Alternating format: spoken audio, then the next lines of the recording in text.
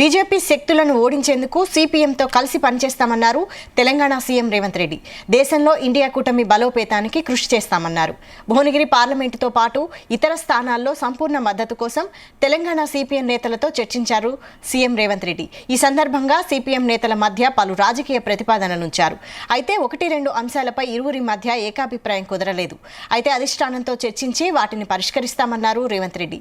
CPM సహకారంతో ముందుకెళ్తామన్నారు CM Revanth Reddy.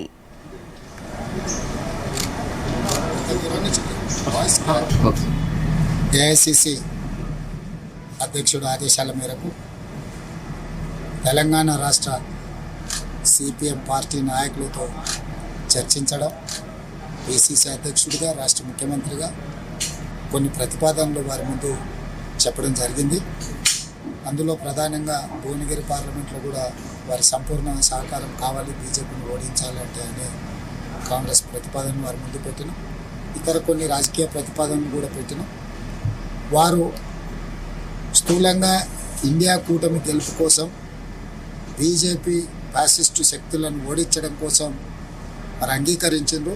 స్థానికంగా కొన్ని ప్రత్యేకమైన పరిస్థితుల వల్ల కొన్ని అంశాలలో భిన్నాభిప్రాయాలు ఉన్నా మేము రాబోయే ఎన్నికల్లో కలిసికట్టుగా రాష్ట్రం నలుమూలల నాయకులము, కార్యకర్తలము, ప్రజలందరినీ కూడా సమన్వయం చేసుకొని బీజేపీని ఓడించడానికి అన్ని రకాలుగా కలిసి ముందుకు వెళ్ళాలని నిర్ణయం తీసుకున్నాం.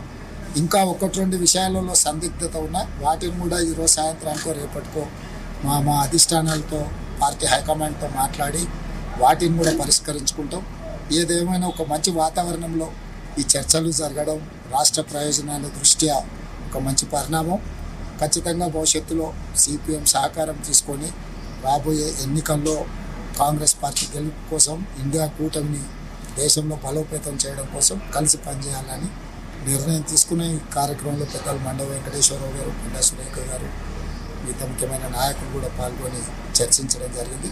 తప్పకుండా రాష్ట్రంలో కాంగ్రెస్ గెలుపుకు ఈ కలయిక పనిచేస్తుందని నేను భావిస్తున్నాను.